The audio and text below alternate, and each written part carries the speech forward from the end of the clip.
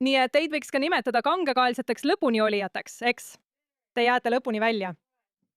Suur aitäh teile, sest ma loodan, et minu lõpp ei ole kibe, aga suur tänu, et jäite. Aitäh, Alex, aitäh, Joonatan. Aitäh kogu JNS TV perele, et andsite mulle selle võimaluse rääkida. Ja ma tahan teiega rääkida infosõjast, sest ma arvan, et see on üks neist asjadest, millest me eriti palju ei räägi. Ja see ilmselgelt painab paljusid meist. Mitte ainult sellepärast, et me töötame infovaldkonnas või tegeleme infoga, aga ka sellepärast, et see on see, mida peaminister nimetab 8. rindeks, kuna me oleme pidanud 7 rindet sõda. Aga 8. rinne on õhutamise, vihkamise, juudi vihkamise rinne. See on kogu maailmas kiiresti edasi liikunud, eriti alates 7. oktoobrist, viisil, mida me tegelikult ei olnud oodanud. Ja selle leviku olemus ja kiirus on midagi, mida ma arvan, pole kunagi varem näinud. Ja saadettu tahtsin ma oma märkusi alustada kommentaariga.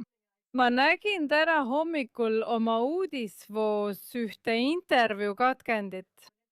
See oli Jeremy Boring, kes töötab The Daily Wire'is, ta on The Daily Wire'i tegevjuht ja tal on ka, ma arvan, podcast. Teda intervjueeris teine taskuhäälingu tegija. Ja ka ütles seal selles klipis, mida ma nägin, et iga kord, kui ta kirjutab midagi Iisraeli toetavat, ujutatakse ta kohe üle. Ta ei ole juut. Teate küll, kümned kommentaatorid süüdistavad teda, ma ei tea milles, veresüüdistuses või milles iganes, antisemiitlikus tiraadis, mis sel päeval parajasti moes on. Nii et iga kord, kui ta ütleb midagi Iisraeli toetuseks, saab ta vastu päid. Teda ründavad kümned ja kümned, kui mitte sajad ja sajad kommentaarid kasutajatelt, kes ründavad teda juudina, kuigi ta ei ole juut. Ja me näeme ka midagi muud, nimelt seda, et TikTok, niipea kui TikTok sisenes Ameerika turule, nägime otsest seost TikToki tõusu või selle tungimisega Ameerika meediaturule. Ja antisemitismi tõus Ameerika Ühendriikides. See tähendab, et platvorm ise oli otsene antisemitismi levitaja ja edasikandja kogu USA ühiskonnas. Ja mida rohkem inimesi oli TikTokis, seda rohkem oli inimesi, kes olid antisemiitlikud, peaaegu üks-ühele. Ja tead, see viib meid omamoodi irooniani, eks? Ma mõtlen, paljud meist siin ruumis on piisavalt vanad, et mäletada aega enne internetti ja seda imetlust, mida tundsime, kui nägime, kuidas sa võid lihtsalt arvuti taha istuda ja rääkida inimestega üle kogu maailma ning sul ei olnud vaja faksiaparaati ega marki, eks? See oli midagi, mida me polnud kunagi ette kujutanud.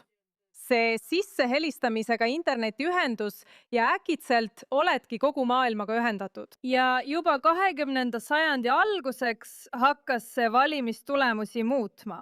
See mõjutas juba neid, kes oskasid internetti paremini kasutada. Nad suutsid oma sõnumid paremini levitada ja see mõjutas poliitikat viisil, mida keegi polnud ette näinud.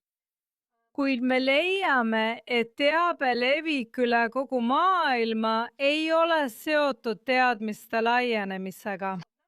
See, et inimesed näevad iga päev rohkem infot või asju, ei tee neid teadlikumaks. Tegelikult muudab see neid hoopis vähem teadlikuks. Nii et inimesed on tänapäeval kogu maailmas keskmiselt vähem teadlikud faktidest kui enne interneti olemasolu, mis on tõesti kummaline, kuni sa küsid endalt, miks see nii on. Sest samal ajal, kui info levib, levitatakse ka tahtlikult ja pahatahtlikult valeinfot. Ja Jamis on valeinfo juures sellist, mis teeb selle vastuvõtmise platvormide nagu TikTok, Twitter ehk X, Facebook või Instagram kasutajatele lihtsamaks. See ongi see, et see ei nõua sinult mõtlemist selle üle, kuidas probleeme lahendada. See nõuab sinult mõtlemist selle üle, keda oma probleemides süüdistada. Ja see on palju lihtsam. Seda on palju lihtsam maha müüa. Valeinfo mängib varjatud eelarvamuste peale. See on suunatud inimeste poole. See on kohandatud vastavalt nende eelarvamustele, mis olid olemas juba enne valeinfo saamist ja siis see käivitab need. See vallandab ja annab jõudu inimestele, kellel on varjatud eelarvamused, et nad tunneksid end äkitselt mugavalt neid eelarvamusi väljendades. Oluline on märkida, et antisemitismi tase on keskmiselt vähem tõusnud näiteks Araabia riikides kui Euroopas või Põhja-Ameerikas. Ja miks see nii on? Sest eelarvamused ei olnud algusest peale varjatud. Eks, kui sa vaatad Katari või vaatad Egiptust või vaatad Saudi Araabiat või kuhu iganes sa vaatad, Pew uuringute andmed antisemitismi kohta jordaanlaste seas 1990-ndatel näitasid, et peaaegu 100% jordaanlastest suhtus juutidesse negatiivselt. Ja vaata imet, nad suhtuvad siiani. Eks suur erinevus on selliste riikide nagu Prantsusmaa, Kanada või Ameerika Ühendriigid vahel, kus oli rohkem varjatud eelarvamusi, mis ei avaldunud arvamusküsitluste andmetes 1990-ndatel, 2000-ndatel ega isegi 2010-ndatel.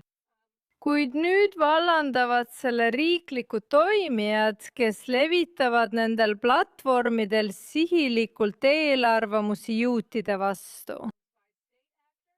Sealhulgas loomulikult Katar, Türgi, Hiina, Venemaa, Iraan, Pakistan ja nii edasi. Ja need on valitsuste tahtlikud tegevused, aga ka üksikisikute poolt. Kui te nüüd korraks lähete tagasi selle hommikuse igava avalduse juurde, mitte igav nagu igav, vaid Jeremy Boring, ma arvan, et see kirjutatakse B-O-E-R-I-N-G, ma pole kindel. Aga mis teda ründab? Mis need kümned ja kümned kommentaarid on iga Jeremy Iisraeli toetava avalduse all? Noh, paljud neist pole tõenäoliselt inimesed, vaid botid. Need on siis automatiseeritud vastused, mida käivitab algoritm, mis on suunatud Iisraeli toetavale sõnumile. See käivitub siis Iisraeli toetava väite, fraasi või millegi muu peale. Ja nii saadetaksegi talle automaatselt vastus, eks? Ja viib liikluse temalt eemale. Võib-olla ta kaotab tellijaid. Ja teisest küljest märkad aja jooksul ning mida me oleme näinud, on see, et need mõjutajad, taskuhäälingu tegijad, saatejuhid, autorid või kes iganes nad on võib-olla veetnud suurema osa oma ajast vidinatest rääkides. Aga kui nad rääkisid vidinatest ja siis äkitselt mainisid midagi selle kohta, kuidas juudid kontrollivad Hollywoodi, siis sai see väide äkitselt 300 000 vaatamist rohkem kui kõik nende tavalised vidinate teemalised jutud. Nii et sul on keegi, kes rääkis millestki, millel pole juutidega mingit pistmist, näiteks meeste füüsilisest vormist. Oleme seda palju näinud niinimetatud manosfääris.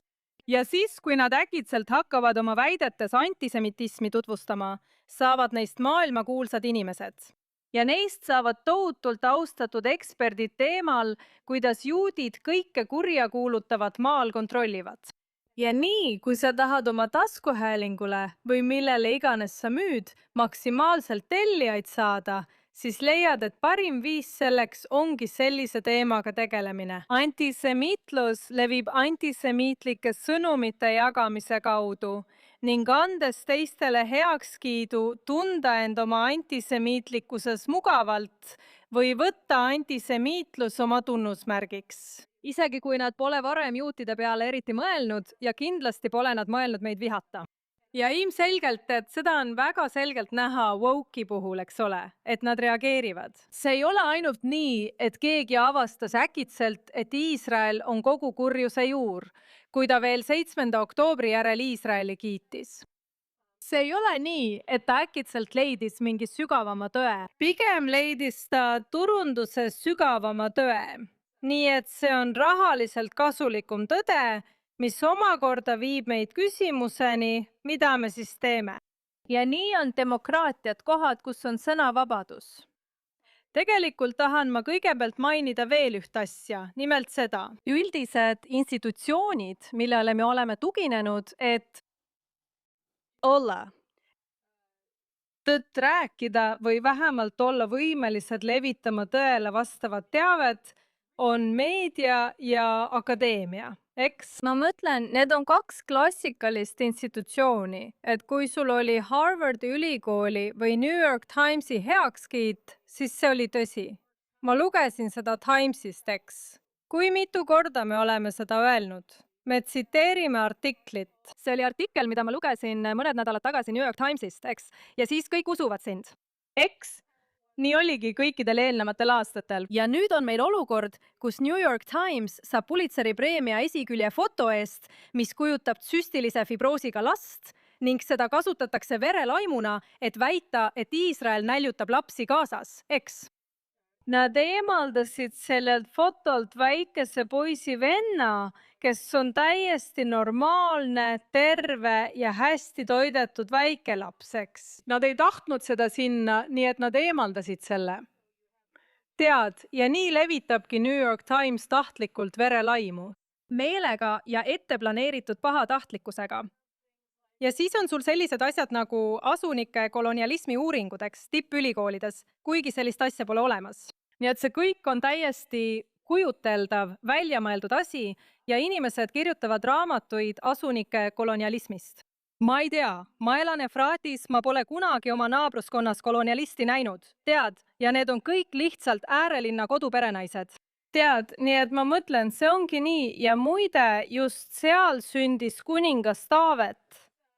Nii et see ongi nii. See on nähtus, millega me täna silmitsi seisame ja mis on uus, erinev sellest, mida oleme varem näinud. Kus institutsioonid, millele varem sai tõe kinnitamisel loota, on nüüd kinni makstud. Kui palju raha paljastati, et Katar rahastas USA akadeemilisi asutusi? Sa tead, 100 miljardeid dollareid, eks ole, viimase, ma ei tea, 15 aasta jooksul või midagi sellist. Nii et nad on aru saanud, et veebinarratiive saab manipuleerida. Hiina samuti, eks ole. Mitte ainult ei saa seda teha, vaid kui sa maksad institutsioonile, võtad selle annetuste kaudu üle. Siis saad sa tuua sisse terveid niinimetatud akadeemilisi valdkondi, mis on kõik valed, mis on kõik vale, mis on kõik täiesti tõele mitte vastavad. Nii et autentijad, akadeemiline maailm, traditsiooniline meedia on justkui osa sellest ebatõdede kompleksist, sõnumite kohandamisest varjatud eelarvamustele. Nii et nüüd, olles rääkinud suure osa sellest masendavast tõest olukorra kohta, on küsimus. Mida peaksid iisraellased, mida peaksid juudid üle kogu maailma selles olukorras tegema? Selles erakordses süsteemis, mis on meie vastu seatud ja mida kasutatakse meie vastu. Ja ma arvan, et sellele on 2 vastust ning kumbki neist pole täiuslik, kuid mõlemast piisab. Esimene asi, mida peame meeles pidama, on see, et meil on üks vara, mis on meie poolel ja see on väike, aga oluline. Seda nimetatakse tõeks. Ja, anname tõele aplausi, eks? Suur aplaus. Täpselt nii. Meil on tõde meie poolel ja kui me räägime, siis see ei ole narratiiv. See ei ole Iisraeli narratiiv, mida me räägime. Need on tegelikult faktid. Teate, paljud neist niinimetatud ajakirjanikest, keda Iisraeli kaitsevägi tappis, on tegelikult terroristid. Täpselt nagu me ütlesime, kui me nad tapsime, eks? Ja Hamas ei anna tegelikke andmeid tapetud tsiviilisikute arvu kohta. Nad valetavad, eks? Nagu kolonel John Spencer, kes on West Pointi linnasõjapidamise instituudi juht, on näidanud, on meil madalaim võitlejate ja tsiviilisikute surmade suhe kogu kaasaegse sõjapidamise ajaloos, eks? Ja see ei ole erikohtlemise nõudmine. See on juudi sõjapidamise viis. See on Iisraeli kaitseväe sõjapidamise viis, sest me ei sihi tsiviilisikuid. Ja ilmselgelt on kogu see genotsiidi süüdistus verelaim. Eks? Kui me räägime tõtt, siis me räägime tõtt. Kui me räägime oma loo, siis see ongi tõeline lugu. Ja tead mis? On palju inimesi nagu Jeremy Boring, kes on hämmastaval kombel valmis ja suur tänu talle selle eest, taluma vihkamist, justkui ta oleks juut, sest ta tõesti hoolib tõest. Ja ma arvan, et selles maailmas on piisavalt inimesi, kes hoolivad tõest, et aidata meil raskustest üle saada. Kas meil saab olema enamus meie poolel? Meil on piisavalt. meil on piisavalt ja me ei pea otsima enamust. Me peame otsima inimesi, kes on head ja kes lõpuks võidavad. Tõde võidab ja headus võidab purjuse üle. Miks? Sest Jumal, eks. See on okei. See on okei. Ja teine asi, mida peame meeles pidama, on see, et nagu peaminister alati ütleb, Netzach Israel lo ishaker, eks. Iisraeli igavene olemus on tõsiasi. Ja meie ülesanne meie põlvkonnas, nagu ka kõigil eelmistel põlvkondadel ning meie laste ja lastelaste põlvkondadel pärast meid, on seda edasi viia ja hoida oma usku selles põhitões. Me peame kaitsma oma elu, oma riiki, oma rahvast ja liikuma edasi sellel teel juudi igavikuni. See on meie ülesanne. Ja me teeme seda tõesti hästi. Ja me ei peaks, kui me mõtleme sellest kui karavanist. Ja kõik need valed, mida meie kohta räägitakse, on nagu koerad, kes meie peale hauguvad. Me peame jääma truuks iseendale, oma missioonile ja tõele. Ja lihtsalt jätkama edasi liikumist, mitte lasta end segada ega loomulikult veenda tee ääres haukuvatel koertel. Sest meie oleme oma lugu, meie kirjutame oma lugu ja liigume oma looga edasi. Ja meil on nii palju, mille üle uhkust tunda. Selle üle, mida see põlvkond juute siin Iisraelis on viimase 3 aasta jooksul teinud. Õige. Meil on olnud nii palju saavutusi lahinguväljal, meie ühiskonnas, meie rahva seas. See pole mitte ainult piisav, see on rohkem kui piisav. See on rohkem kui piisav. See on midagi, mis peaks sind liigutama. Mind liigutab see alati, kui ma sellele mõtlen, sest see on nii erakordne.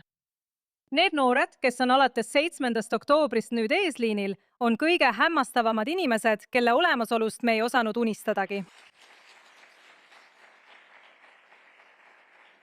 Ja oleksin hooletu, kui ma ei lõpetaks seda tänades ka oma ülemust, peaminister Benjamin Netanyahut. Ja isiklikul tasandil saan ma teda tänada selle eest, et ta andis mulle võimaluse temaga koos töötada ja temalt vahetult õppida. Aga ma arvan, et lihtsalt juudina, ma mõtlen, kõige hämmastavam asi on see, et ma istun mehe kõrval, kes on sõna otseses mõttes surematu, sest erakordsed teod, mida ta teeb ja see, kuidas ta seda riiki täna juhib, jäävad ajalukku. Meid kõiki unustatakse või mind unustatakse. Aga temast räägitakse nii, nagu meie räägime kuningas Taavetist ja Joosuast. Inimesed mäletavad teda alati selle tõttu, mida ta täna teeb.